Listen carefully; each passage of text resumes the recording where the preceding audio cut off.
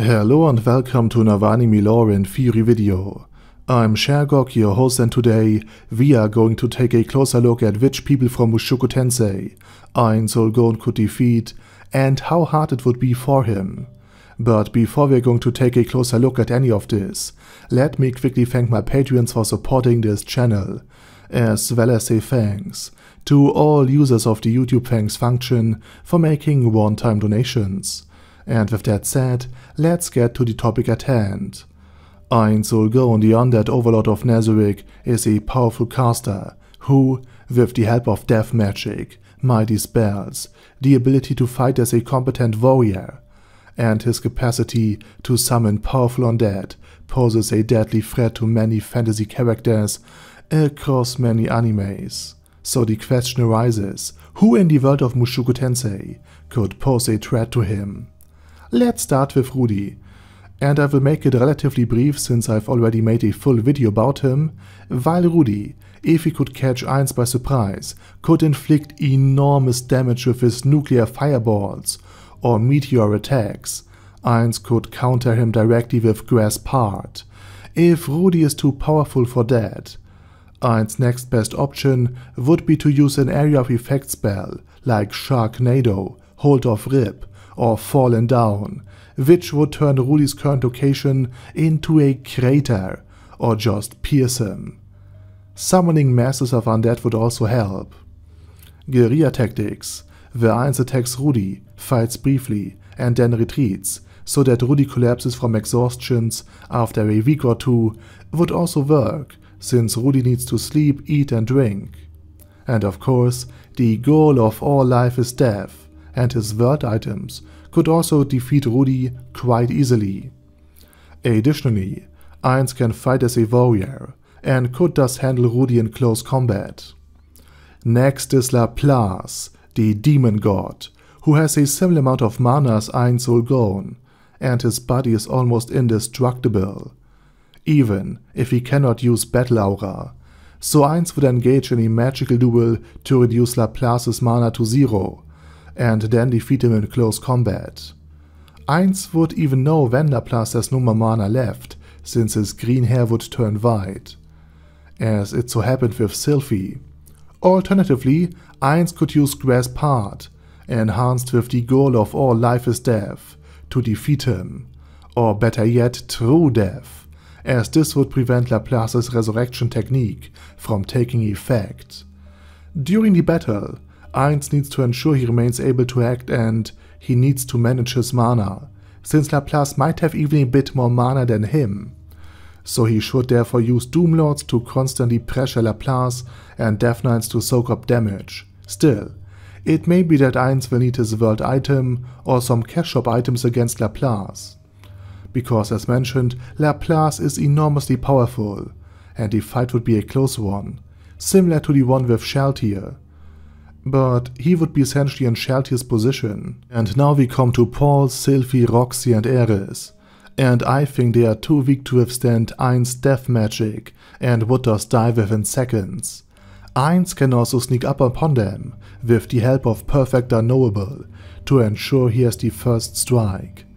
Next in line is Rujet. Should Rujet be able to resist Grasp Hard, Ainz would engage in close combat, not because the rest of his magic is ineffective, but because Ainz would want to learn as much as possible from Rujet, and he would likely also summon a spear to understand and analyze his technique directly and then use it against him, since Ainz is also training to become a melee fighter, or at least to fight like one. And the same would also apply to Ghislaine. Should she survive Grasp Hard, Ainz would be very interested in studying her sword fighting skills, and the two would exchange quite some blows in close combat, but Ainz would eventually win, or use magic from a distance to defeat both Rujet and Ghislaine, or just summon masses of the undead to do the dirty work for him. The fight against Bardigadi would also be very interesting, since he can revive indefinitely, and would thus be able to withstand any spell from Ainz, by just hanging around as a living punching bag until Ainz eventually runs out of mana, and therefore he would win. Additionally, Ainz cannot localize him with magic, In other words, Bodyguard could also use guerrilla tactics to pose a real threat to Ainz. So Ainz would need to use the goal of all life is death and true death to prevent the resurrection and eliminate Bodyguard for good. Which is actually possible, since the Dragon Clan, to which Orsted belongs, knows a technique to take him out permanently. Otherwise, Ainz would need to keep Bodyguard busy with the undead, and let's say 4 Doomlords. They should put a very good fight up against him, while Ainz has enough time to cast Fallen Down to shred Bodyguard into 1,000 pieces, and then use skeletons and other undead to collect and freeze his parts, so that Bodyguard cannot revive. And the same should apply to numerous other demon kings. As for the 7 great powers, such as Orsted, the Technic God, Fighting God, or even the 7th place, there may be a separate video for each of them coming. Finally, Ainz would have real difficulties winning against Hitogami, just like he would struggle against Laplace, although Ainz can shield himself from his future vision with some of his anti-intelligence spells, and his Death Knights and other undead would serve him well. Hitogami has enormous powers he has not yet shown. Thus Ainz would need to use his guild item, world items, and only the strongest summons like Grim Reaper Thanatos or a Death Emperor, and additionally unleash a primal fire elemental and other powerful summons from his guild item in order to win. And even then, it would probably be a close fight, at least to some extent.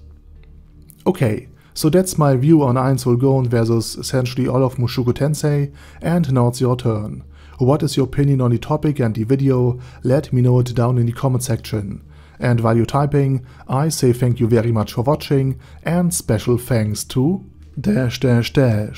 Other Daddy Other, ASK, Bad Guy Yi, Bad Burrito 316, Beezer, Ben C, Brandon D, Chrissy, Crowley 0221, Sia, Crystal Prime, Dead Slime, Death is Mercy, Deathless Dragonlord, Demon Xenomorph 1987, Devin Downen, Ding Dong, Din Pep, Dragonlord Placido Saxophone, Duckwagon, Dunkler Krieger, Dystopia, Dystopia II, Enigmatic Unicorn, Thiralshivan, Guy with That Head, Hector Marino, Hoss, Huster, Jacob G, Jana B, Jason, J. Morris, Chromius, Kyle R, Lee K. Long, Legendarius, Le Louche Britannia with a Mustache, Lexus Fox,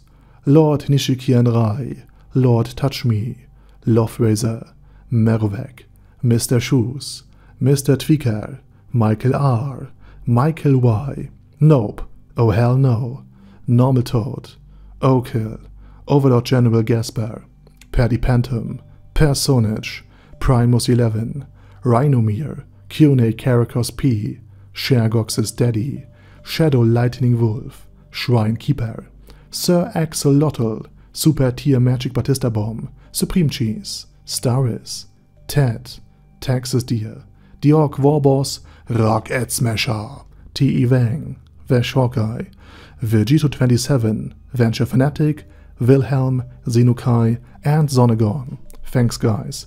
Anyway, have a nice day, and I hope to see you all again soon under my next video.